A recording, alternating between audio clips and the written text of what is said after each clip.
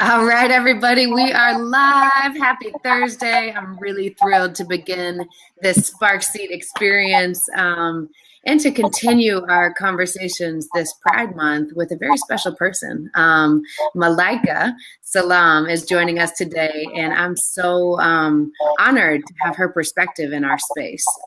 As always, this is an informal, unpolished, real-time conversation about courageous leadership. This is what makes this experience so special for all of us. And it's really to be real about like what's actually required of us during these times. And I believe, as with the mission of Spark, which all started with a card game and one spark, that with exposure to multiple perspectives, our horizons expand, our hearts and mind are able to see and imagine different possibilities. And that's really at the heart of what this interview series is all about. Just to do a quick check, can you all hear me okay? Are you hearing an echo? Can you hear me okay, Malaika? I can hear you okay. No echo on my end. Okay. I may or may not take my headphones out because I'm hearing a little bit of myself, if you notice. Anyway, welcome, Malaika. Thank you for being here with me. I'm super excited to have this conversation. Thank you for having me. I am also equally excited, if not more so. Definitely honored to be in this space with you today. Right on. So let me tell you all about this brilliant human being we have here. Malaika Salaam I see her, we were introduced on social media, actually. The power of Instagram and Facebook has blown me away in connecting people to the space, right? You're a fierce advocate for equity, for justice, for having courageous conversations. And I love that about you and what I've experienced from your posts, especially on Instagram. This is an Instagram person you all want to follow. She self-identifies. I love your bio. So I'm just going to read it verbatim. The Malaika self-identifies as fat, black, queer femme living on Florida's West Coast. You can find her answering to a few monikers, including Purple Hair and Converse, Self-Care Evangelist, the Exalted Empress of Excessive Activities, and my personal favorite, the Hope Dealer. She is a writer, podcaster, producer, spiritual advisor, dancer, advocate, educator, healer, and full-time hope dealer. If you ask her what she does, she'll answer, quote, "I'm here for disrupting the establishment by creating sacred, safe, nurturing, nourishing spaces for women. My existence is resistance." Thank you. What a beautiful bio and beautiful introduction. Thank you for being here with us. Like hearing you read that about me made me a little emotional because I'm like, oh yeah, I do all of that stuff because it is very much, it is how I live my life. So all of the things that I identify as, all of the things that I do are very authentic to my lived experience. Like I didn't just wake up one day and say, I think today I, am specifically wanting to let people know that I am Black. Mm-hmm. Like there's a whole lot in my background, and I don't at all, none of that is erased. All of that is part of who I am. But I realize that being Black is not just people looking at me and seeing the color of my skin. It is a lived politics. It is a way that I identify. It is the areas that I choose to live in and shop in and teach in and, be entertained in. It's not going elsewhere or looking elsewhere for something that validates me. So all of those things, like I'm writing an article right now about not shopping queer. I don't go to a gay grocery store, but I'm very conscious when I go into the grocery store that that particular intersection informs how I shop. It does inform where I shop. And so while there's not a gay grocery market in my neighborhood or a queer grocery market in my neighborhood, I, tend to go to grocery stores that I know align with my politics, that have, positioned themselves to be allies for things that are important to me. So all of those things are always coming into play in my life. And so hearing that back, I'm like, oh yeah, that is what I do. Yes, yes, yes. And I feel that, I mean, it's a beautiful bio, and the intersections are so clear around, and I appreciate you lifting up how, what I heard underneath what I heard is every day courageous leadership is a choice. It's a choice to shop, of how you shop, how you choose to, where you choose to be, how you choose to be, what you choose to say and not say. And you take a very firm stance in around equity and activism. And it's so beautifully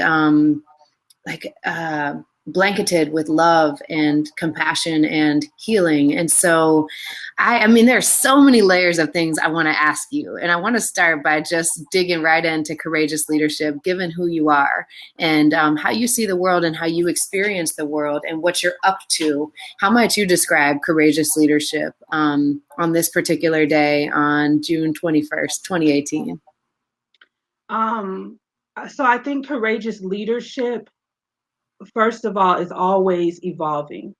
It's shifting, and it's being able to move into different spaces and being bold enough to embrace that expansion, right? So the things that I thought about myself 10 years ago, when I look back, I'm like blowing my mind now, because 10 years ago, I was afraid. 10 years ago, I was leading from a place of fear, which meant that everybody who was in my sphere of influence really wasn't able to expand to their fullest potential, because I was playing it safe. And I wanted everybody to be safe. And that wasn't coming from a place of, let's set up safeguards. That was coming from a place of, listen, this is what's working. This is what's comfortable. Let's do this, and maybe not try to do any more.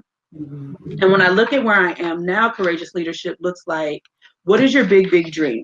What makes you uncomfortable? What are you afraid of? What's up under that? Because that's what's driving you. And if we can figure that part out, then you can have your big, big dream. You can have anything it is that you want if you are brave enough to run towards the roar.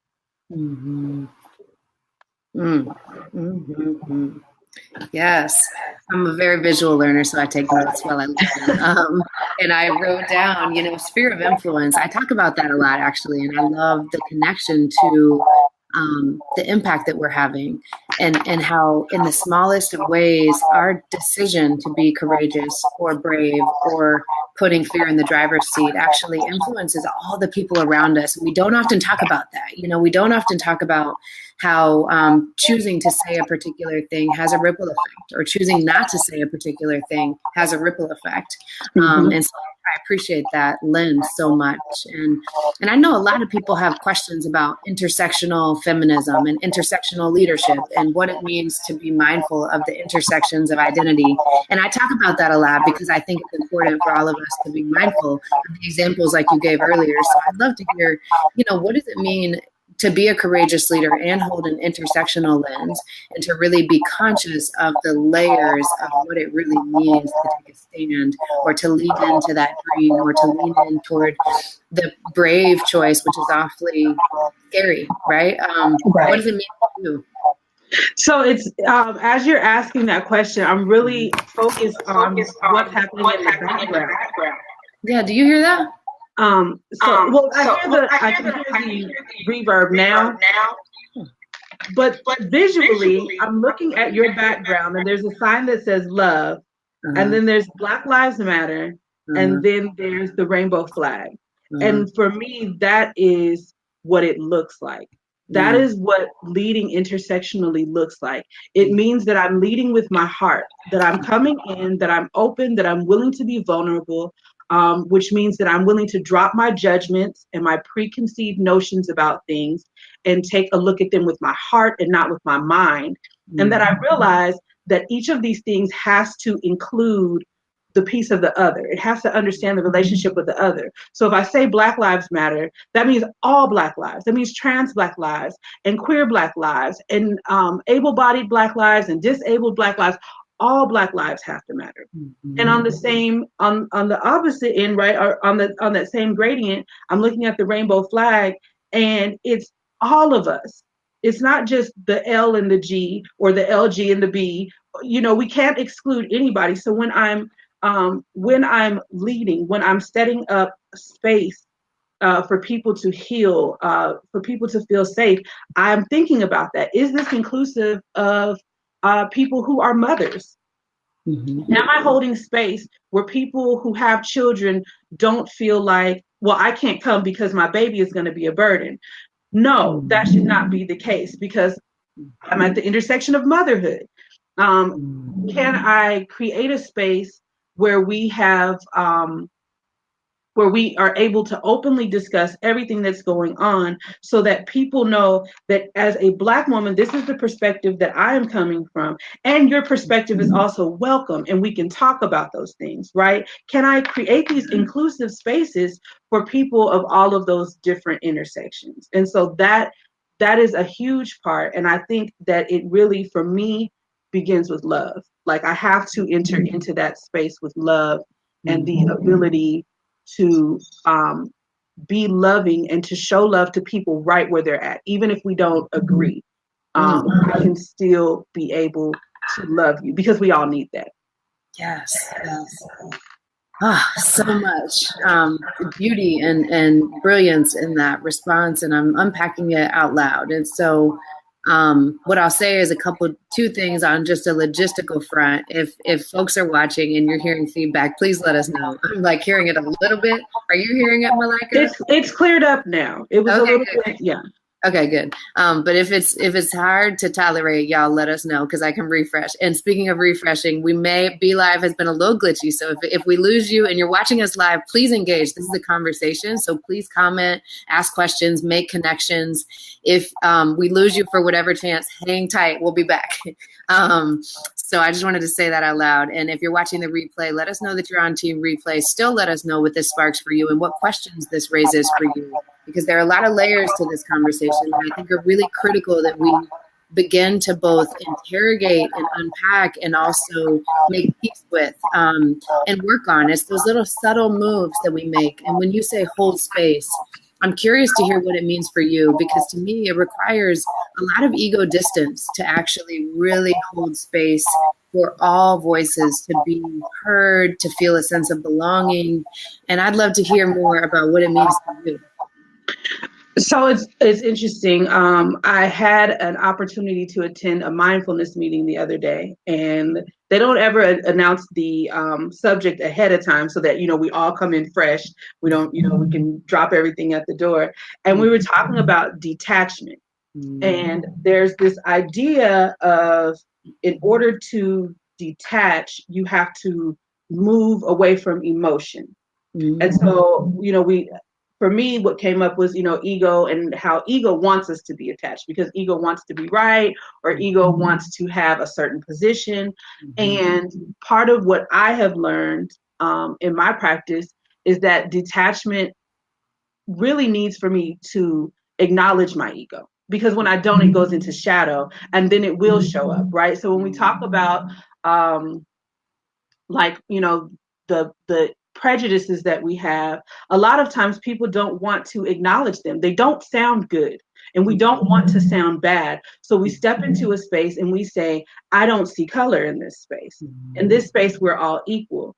And in my experience, that is just not true. So in my experience, part of acknowledging my intersections is, I want you to know where I'm coming from. And I want to acknowledge that I have some emotional responses to things based on my experience. I want you to know that I am acknowledging my prejudice. I want you to know that I am acknowledging my judgments, so we can move from that space.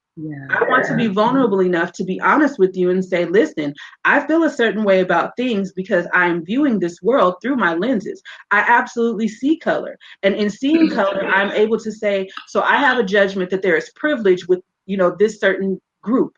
So take cisgendered white males, for instance. I have judgments about that group of people. And I realized that in order for us to make progress, that group of people needs to be able to come into space with me to have those conversations, because I can't answer for them. So for that to happen, I have to acknowledge that up front. I can't say, oh, we're all in this space. I can't do that. I can't say, well, we're all in this space and we're all equal. We're not all equal. Right. And I want you to know that I feel a way about that. And if you're comfortable, I am willing to have that conversation and explore it. Yes.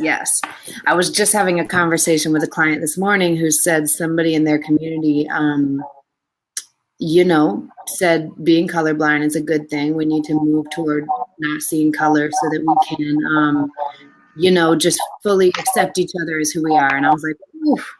No, color blindness is dangerous. It is a weapon, and I feel very strongly about that. And as a white woman, it's my responsibility to do the inside out work every single day, to acknowledge that I have blind spots, to acknowledge that I see the world through a particular way, and I will work tirelessly to better understand and empathize and show up with some consciousness around all of the layers of unlearning the teachers when I was little who told me the color blindness was good, right? And so it's painful. This is emotional work. It's really emotional work. And so how do you continue to choose courage over comfort when it's so painful?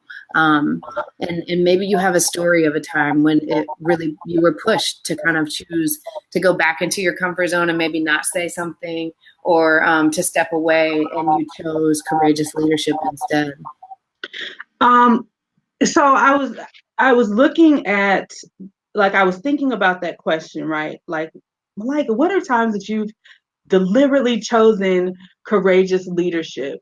And moment of transparency, I have to be more deliberate about that, because I couldn't think of one particular instance, because this has become such a part of my life that even when I look back, this has been building for a long time. Whether it's, in college doing a demonstration, like we did a sit-in in the vice provost's office, and it was courageous because, it meant maybe not being able to go back to class or being expelled. Like we sat in for a whole day. We were like, you're going to talk to us, because there was a racial incident on campus and they were dismissive of it. And that was courageous, but I was not deliberate about being in that space. Again, a lot of it for me is intuitive. It's leading with my heart. And what my heart said was, this is not right and you have to do something about it. So for me, courageous leadership is an everyday decision. And I'm aware that I'm not always deliberate about it. A lot of times something has to be done and I need to stand up and do it. And I think about how things are in social media and how much information is disseminated. For me, that's the space that I have to be courageous in, because I do have these different intersections and I want to be able to get messages across clearly so that people can understand them, so that it'll spark a question, so that we can have a conversation, so that we can do the work. And it's not always easy to figure out which things need to be shared or how they need to be shared. What's the best way for me to convey this message? What's true to me? So that question really is actually something that's quite beautiful, right? Is that I oftentimes describe courageous leadership as a muscle. And it can only be strengthened when we flex it. And it hurts at the beginning to grow this new muscle, just like starting to go, I love running. I've always been a runner. Not everybody does. My partner does not love running. And so running is always this thing in our relationship where she's like, oh yeah, I'll go running with you. And then it turns into this whole other thing. And, on the flip side, I have no idea how to box. Like I couldn't go kickboxing or go, I've thought about it, but I know that would require a brand new muscle for me. Right. And so I think we're all on the spectrum of life circumstances have created this muscle for you at an early age, right? Because there was it's an intuitive sense to say, this is for some of us, for some people, it's life or death. It's like I have self-preservation and I don't get to choose. I actually have to choose this for my life, right? Yeah. And so I want to acknowledge that and honor that for the fact that you have this muscle, and perhaps maybe because you've been flexing it for so long, it's just harder to see. I call it kind of hindsight, the curse of hindsight, because you've been doing something for so long that it's like, it's actually not 2020. I don't know when it got easier, or now it's hard to kind of unpack or deconstruct, but I just want to honor that. That is actually, I think, a beautiful thing that you every day are so courageous that it's just that intuitive to you, you know? Yeah. And I appreciate that. Thank you. Because I think, part of it is we can be very critical. I can be very critical of myself and feel like I'm not doing enough. And so, again, that deliberate piece for me is important. Am I being deliberate in my representation of fatness and how I talk about fatness and how I present myself? Am I being courageous? Because it sometimes it's easier to be courageous in one area than it is in another. So I have been, learning how to navigate all of these things. I came out to my family years ago in a way. And then we just kind of never talked about it. And then it was like, well, maybe it's a phase and maybe she'll grow out of it. But I just was not living my best life. I was not happy. And when I decided to take, more steps towards walking in my truth, I started to see the happiness, really coming in. I started being filled with this joy and real purpose and wanting to do more work and wanting to do writing again. Like I wasn't writing a lot, but it was because I was so afraid that, parts of me would kind of seep into my writing and then people would know maybe more than I was ready for them to know. And it really wasn't until last year before last at Christmas. So it's really just been in the last couple of years. Like I'm over 40 and there's really no reason for me to be afraid of my dad, but I was afraid to sit down and have the actual conversation. It was just this unspoken thing. And when I said it, he was like, yeah, I already knew that, but I'm glad that you finally felt comfortable after all of this time to have this conversation with me. And I'm just happy that you're happy. And that was a turning point for me in being able to navigate that part of my life and being able to be more visible and feel more courageous in telling my story and talking about things from the truest standpoint, the most authentic standpoint of my life. So it is evolving. There are parts that have been easier and there's a muscle that's been flexed for a long time. And when I look at it, I'm like, there are parts now that I really have to be deliberate about to build that muscle up as well. Yeah. And that's a powerful demonstration of self-awareness and discernment, right? When we're practiced at seeing the different layers of our life and being able to see, when I'm in, social media, being vulnerable and courageous in the social media sphere, it's its own chapter. It's like its own book over here. It's like a very unique experience, right? And I'm still a work in progress in that domain. I'm like, whoo, this is new. And I know for our mission, we need to reach an audience that's going to allow us to grow and reach more folks, right? But it's vulnerable and it's so permanent in some ways. And so it's like, even doing an interview like this 2 years ago, I would have never believed you. I had never filmed a video 2 years ago. Like I didn't even know what Facebook Live was 2 years ago. Like it was, so you think about how fast all this changes and how actually it's always when we look back on courage that we see it so clearly. But in the moment, it's like, I guess I got to flex this muscle, or I feel so strongly about, I have to say this thing. So I need to learn how to do it, and I'm going to mess up.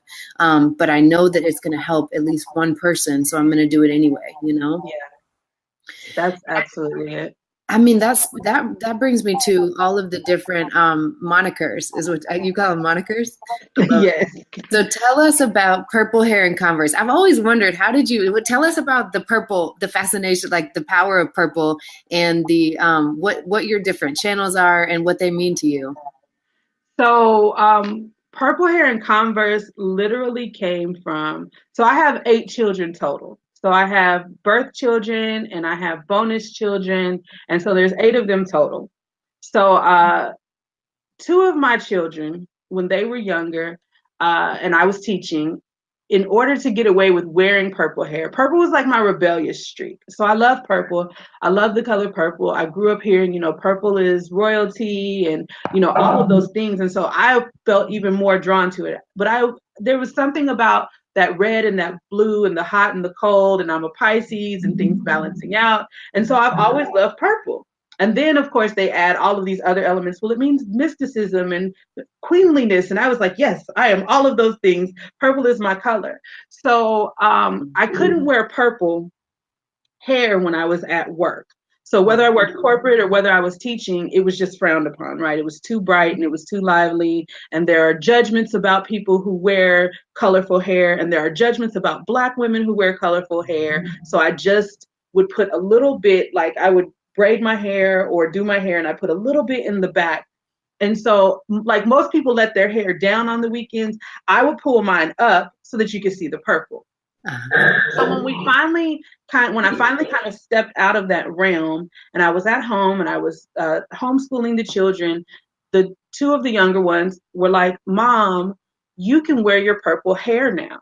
Like you're teaching us all of these ways to be free, and you're still functioning in the ways you were functioning before, and you don't have to do that. If we don't have to do it, you don't have to do it." And so, so that was the purple hair. And then Converse, Chuck Taylor All-Stars are my favorite. I'm an old skateboarder. I'm a beach bum. Like, I'm from San Diego originally. So, like, always Chuck Taylor's, like, that's the thing. And so whenever I was not at work in my sensible shoes, you could catch me in a pair of Chuck Taylor's. So when I finally got the idea in my mind to write a blog, my niece was like, "Auntie, you should be blogging." And I was like, "What is blogging? What is this blogging?" I'm like, "That's new." And I don't, what is that? Is that a newspaper?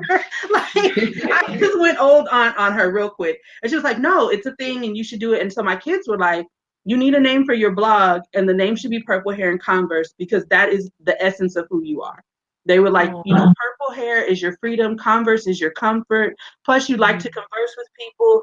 I mean, like, they were so smart and so ahead of their time. And so I took it and ran with it. And I've been Purple Hair and Converse for years now. I love that story. That makes my heart sing, because it's just the wisdom that young people have, right? I mean, they saw something before you saw it. Absolutely. Brilliant, brilliant. And it sheds on a light on the fact that we can box ourselves in to some things that, and it's unconscious, right? It's like dominant culture puts us in these boxes, so it can be so hard to step out, even when we have the freedom and the space, Right.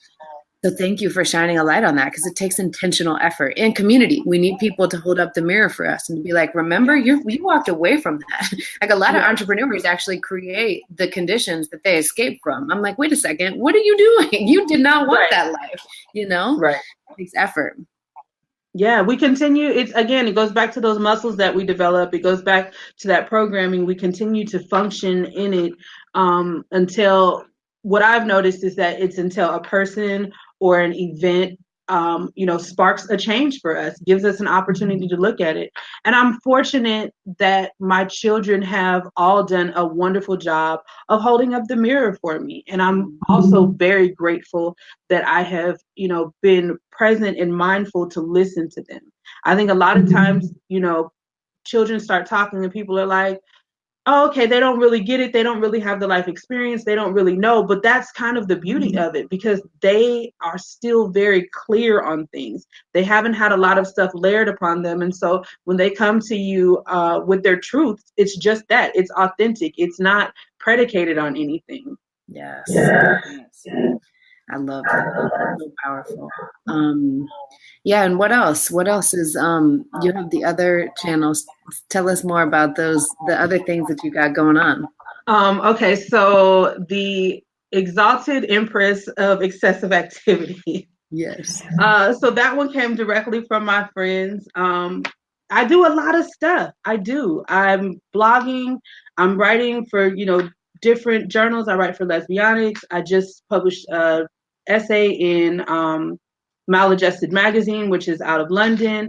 I'm working on a collection of essays now, because apparently I'm an essayist. Like, these things come up, but they grow organically. It's like, okay, so this was going to be an article, but I find that there's more to say about it, so now it's an essay.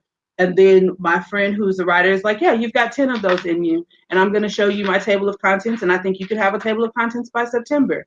And I'm like, okay, but it's that's what it is. Like, it's true. These things are happening, and I do want to talk about these things, and sometimes it just takes that encouragement. But all of the things that I'm doing work together. My work as a dancer is very much about body celebration. And for me, that goes beyond body positivity, that goes beyond body acceptance. That says that, my body, just the way it is beyond acceptable. I'm not just accepting my body. I'm not just tolerating my body. I am celebrating this body, and I'm celebrating all of the things that this body has been through and survived, and how it has sustained me, and how, I've been able to go from a place of being a victim to being a survivor to being a thriver. So I don't want to just accept it. And I don't want to spend a lot of time focused on the places that haven't created space for me. I'll create space for myself. So all of the things wind up working together, and it's a full plate of things, but I wouldn't have it any other way, because there are so many different ways that I'm able to get the message out. That's so powerful. I know the acceptance versus celebration, it's a very subtle, distinct difference. Very significant jump that I celebrate you for acknowledging and for bringing that to the world, because especially women, I think especially anybody who's experienced trauma or any kind of sexual abuse or harassment, there's layers of unspoken pain that we have learned to internalize, which comes sometimes in the form of shame or guilt or whatever.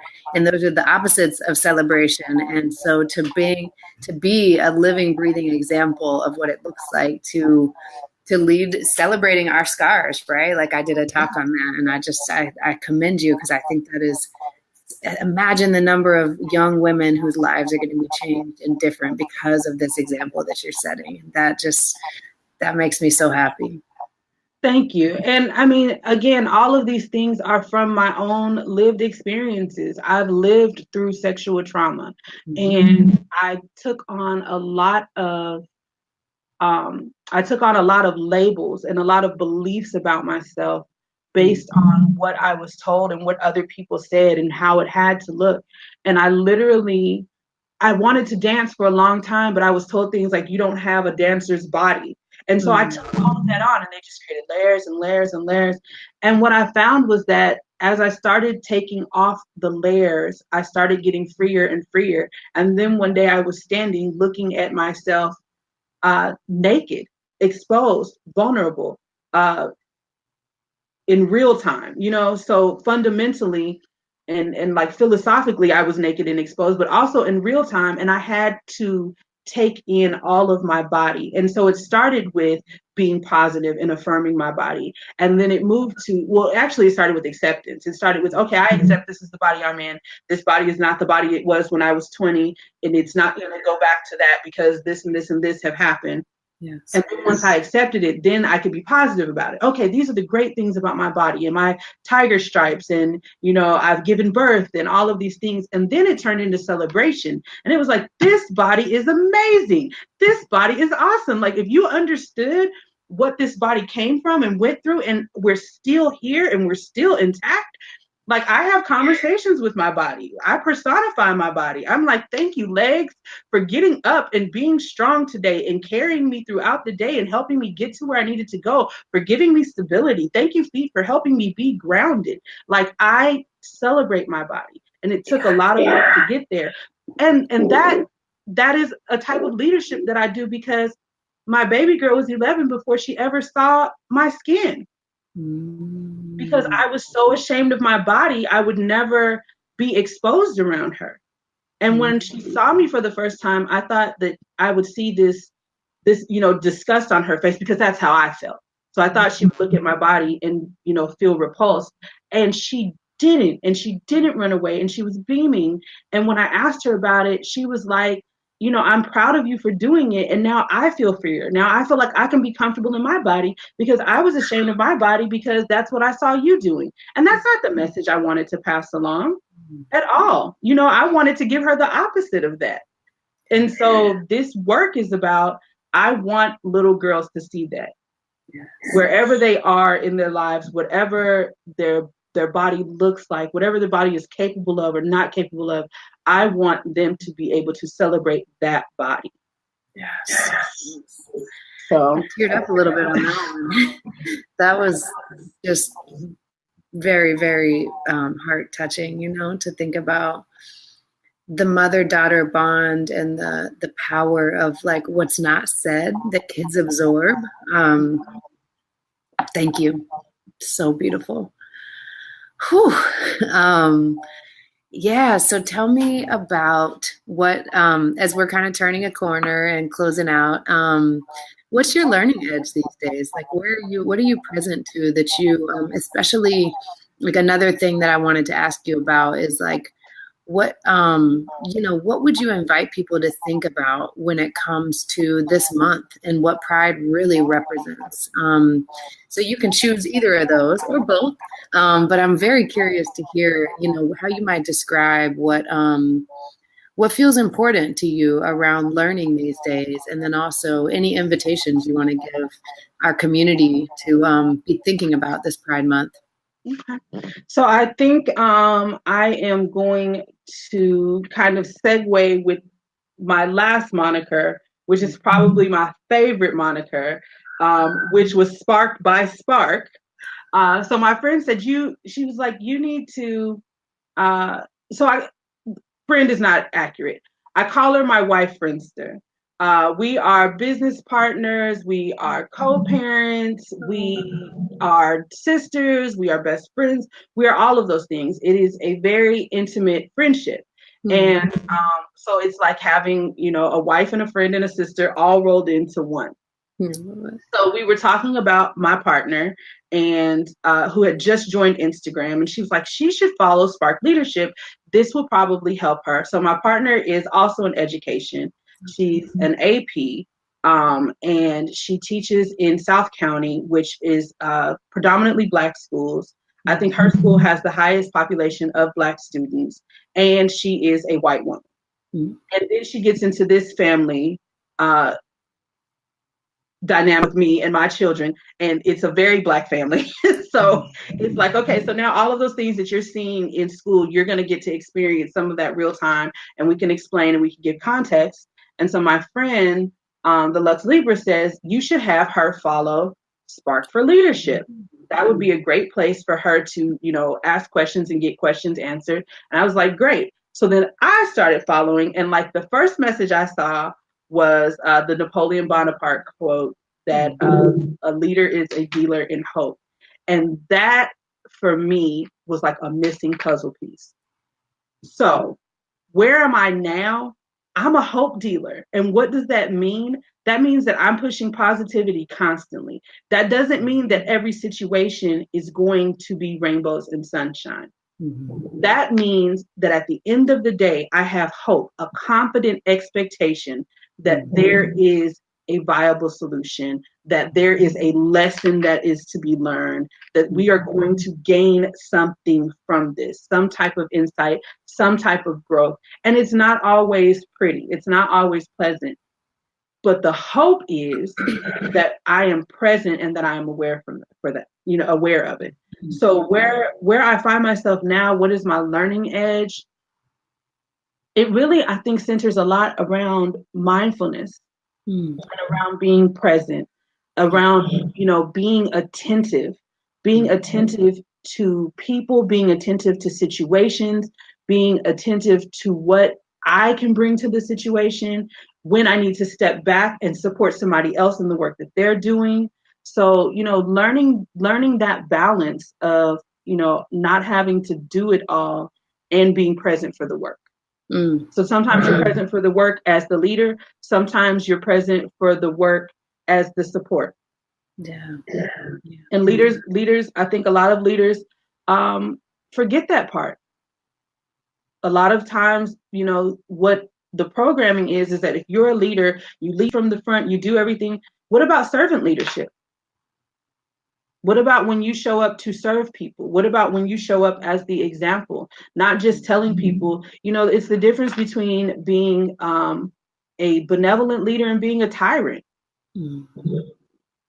So that's where I'm finding myself now. So right now I'm really taking time to pore over the book Emergent Strategy. And I really love this idea of us being able to come to synchronicity and work together and not again, not having to do everything as an individual, but really saying, you know what, there are some people who are teachers, there are some people who are builders, there are some people who are mathematicians and spiritual leaders, and all of those people are needed in order for us to move forward. And the people who we're supposed to be working with, when we're in alignment, those people come along and we get connected. Yes, yes. Yes, emergent strategy. Nice. Thank you for sharing that. I love that sparked something really powerful for you. You just never know the impact you're going to have, And I think when we get out of our own way and just trust our intuition, post the damn quote, post the thing you got to feel about it. Like, just do it. If you feel in your gut, you got to say something. Just say. This is what I've learned over the years, especially with posts and stuff. It's like, just what's the worst that could happen? You put it out there. If you feel called to do something, there's a very strong chance that someone out there in the universe is going to connect to it. And God bless, because look, that brought us together, Had I Absolutely. put like fear in the driver's seat, who knows if we'd be sitting here right now, And so I'm super grateful for that. I'm super grateful for the work that you're doing, because I think that moment for me was definitely a turning point. There were some things that I was still having some fear around. There were some things that I still wasn't being courageous about. And I just looked at it and it was like, you know what? But no, this is who I am. Like I believe. I'm a believer. I know that it's possible. And it may not affect everybody. I may not save the whole community by myself. But if your post sparks something for me, and then my post sparks something for somebody else, and then they share it with somebody else, and then they share it with somebody else, then we have affected the community. We have affected change. So rather than trying to go out and get, 10,000 followers and say I have 10,000 people who are following me, I very much appreciate being in this space where we can have this, one-to-one connection, where we can talk about it, where we can parse these things out, where we can say, okay, where do you need support? What can I do? How would you like me to share this? Having those conversations. I think when you have those large numbers of people, it becomes harder and harder to connect. It becomes harder and harder to interact. And right now, I think what's most important is human interaction. Yes. Like social media removes some of that, and we have the ability to bring some of that back. Yes, we do. We see it as a vehicle, That's certainly the goal for me. Is it's a platform to bring people to the real conversation, which is human to human connection, right? And so I appreciate you lifting that up. And I love the to me, it really is a metaphor of why I chose Spark, because it really is just one teeny tiny fire that only gets better and brighter and stronger with community. It doesn't turn into a flaming fire overnight. Or sometimes it does. When the right people are in the right place at the right time, it's a wildfire, and that's amazing. Thank you for that. And I wonder, during these, I was going to ask you, have you read the book Radical Hope? No. So now I'm making my note. Yeah, Radical Hope. That one is a powerful compilation of essays and letters of some really powerful authors. It's just the right dose of realistic inspiration these days. I'm calling it realistic. Radical hope is coupled with realistic inspiration. Like, I will never ever lose my tether to the pain that's happening in the world, and it fuels me to persevere and be inspired and motivate, and to live another way, but it can really test us. And so that book is a reminder that there are so many perspectives out there, and so many people who are dealers of hope and believers that hope is better than fear, and that will in the end win, just as love will. Speaking of love, any parting words about anything I didn't ask, anything that you feel called to share, or anything about what Pride Month means to you? I'm asking everybody I talked to this month in particular, just because I think it's important for all of us to constantly remember that it looks and feels different for all of us, and that's the beauty of it. Absolutely. This month, so for me, Pride has it's been very different each time. So there was, Pride when I wasn't all the way out. And then there was the first Pride when I was all the way out. And then there's this thing now where it's like, okay, so now I've done the work that was necessary for me. And now I feel comfortable in this space. And what I've seen happening across the board and where I find myself is that people are really going back to the roots of what pride is. So the article. So I'm on Instagram. All my stuff is on Instagram. People can go to my link in Instagram and see all of my stuff.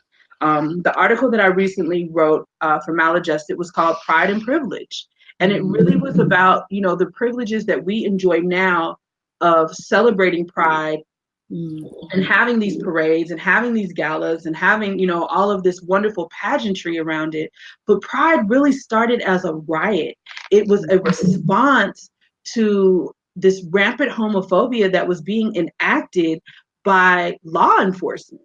Like the Stonewall riots are what set it off. And so I see a return to really understanding our roots, and in understanding our roots, really, understanding that, if all of us aren't free, if all of us aren't having the same privileges, then we really need, there's really more work to be done. There's really more stones to be thrown, So I appreciate Pride for what it is. We're going to our local Pride in St. Pete this year because our baby girl wants to go because she's like, I miss it every year. So we're going and we're wearing our Marsha P. Johnson t-shirts that we've designed, and we are going to participate in the pageantry. And we've had lots of conversations about, where it started and why it's important that we continue to lift up people who we would just consider, those people in those places, those people are us. Yes. Those people are us. And until those people can enjoy the same freedoms and the same privileges, even as we struggle and fight to keep them here and to have them here, until we are all afforded that same luxury of going out to celebrate Pride, we still have to continue doing the work. And so that is what Pride means to me. That's right.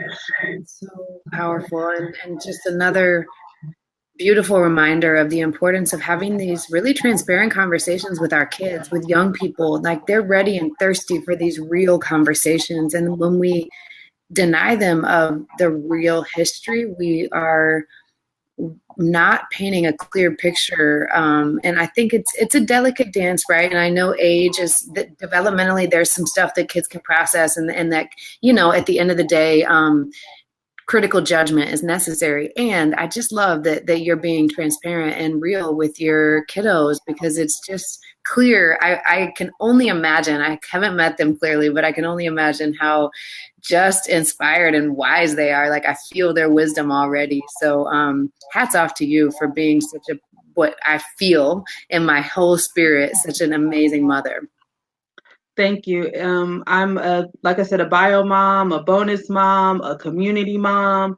Mothering is part of the work that I do. And it has been very rewarding and enriching, and it has helped me to grow into the person that I am. And I really do this work for them. At the end of the day, they're probably going to take care of me when I get older. I've been pretty decent to them. They're probably going to take care of me. But I want them to take care of the world. I want them to go out into this world, and I want them to treat people well. I want them to do right by people. It's great that they're going to do that for me, but I shouldn't be the only one to benefit from that. So at the end of the day, I just want to turn out good humans into the world. I want you guys to encounter good humans that are connected and in relationship with me. Yeah. Couldn't agree more. That's a beautiful way to kind of close out, unless you have anything else you want to share with us, or anything else that's on the horizon that you feel called to say out loud. So again, you can find all my stuff on my Instagram page, Purple Hair and Converse. My daughter and I are just getting started. So the baby girl and I, she's the Chocolate Girl Wonder.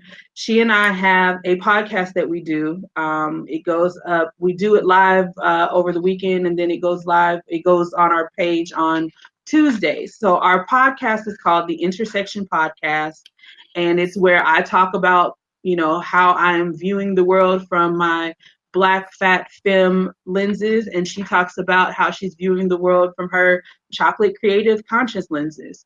And, you know, her being 15 and me being over 40, and just how all of those things come together, because sometimes she sees stuff that I don't see. And she's aware of stuff that I'm not aware of, and vice versa. And it's not, you know, it's not just I'm the adult and so I know everything. So, you know, we sit down and we have those real conversations about everything, about mental health and feelings, and, you know, sexual awareness month and HIV awareness and everything. It's the best place. I think it's the best place for her, you know, to get it, and for her to have these conversations. I don't want her going out into the world and being misinformed. And I want her to have a strong sense of self. Like, I want her to know that she can talk openly and that she can question any and everything, including her mother. Wow. I had no idea that was your daughter. I saw the picture, but I didn't know that was your daughter. What a cool, what amazing. I got to listen to it now. It's been on my list, but now I feel definitely motivated to go check it out. Thank you for that reminder. Absolutely. So yeah, that's what I would say. Check us out on the Intersection. That's our baby project that we're working on right now. We're in our second season, and I'm enjoying the growth. I'm enjoying watching her grow. I'm enjoying watching myself grow and being able to look back and see, you know, what's happening and how it's happening and how we're both being informed. So that's it. The Purple Hair and Converse, the Intersection, bylines at Lesbionics and Maladjusted. Again, it's all in, you know, in the link in the bio, up there, down there. Yeah. And if anybody wants us to repost the links, we definitely can, y'all. Thank you, Malaika. What a powerful conversation. What a beautiful story, and what a gift you are to the world, to this family, the Spark family, and also to just the sphere of influence that you're having. It is a real blessing to know you and hold your story now. Thank you. Thank you for joining us. And thank you, everybody, for tuning in, for listening, for joining, for being a part of this conversation about like real nuanced, courageous leadership. It's not for the faint at heart, but the people in this community inspire me and motivate me. So thank you all for sticking with us and joining this conversation. We can't wait to hear what your thoughts are. So react, share it, invite people into the family. Let us know if you have any connections, because we'd love to keep the dialogues going. And two things that I'll also say in connection to Pride Month, if anybody in particular to these Spark seats, if anybody has someone that you want to nominate to be in the Spark seat, anyone that you think that you want us to be hearing from in this space, or you could do both. If you have an idea, there's been this call to action that I'm loving. Like, people want to see real-time, courageous conversations that are challenging in real time live. They want me to do it with others. And so I've asked for volunteers, but I have gotten radio silent. So if anybody's feeling brave and courageous and saying like, look, I have this gnarly conversation that I have coming up, or if I could replay this conversation, or I really just want to talk through this out loud. I'm no expert, but what I know to be true about this community is that when we come together and problem solve, some powerful stuff happens. So I'll hold space and I'll offer some questions and some thoughts, but really it's about coming together and being in dialogue about what it means to navigate these nuances of courageous conversations. So hit me up if you have an idea, if you want to volunteer and be in the, I don't know what we'll call that one, the hot seat, the something, but it'll be a little bit different than the Spark seat. It'll just be real time, like let's dig in and either role play or have the conversation that needs to be had. I love it. Thank you. Thank you for having me on. Thank you for providing this platform and for all of the work you are doing. You are doing amazing work, and you are definitely sparking conversations and action, right? Mm-hmm. So you're sparking the thought, and the thought is sparking the action. So thank you for doing that work. You are so vital. You are so vital. Thank you. Thank you. That means the world to me. I appreciate that. I take it in and I bring it back out to you and to everybody who's watching. Really, we need each other. We need everybody's courageous leadership in this work. So keep sparking those powerful connections, y'all. And we'll see you next time. Take good care.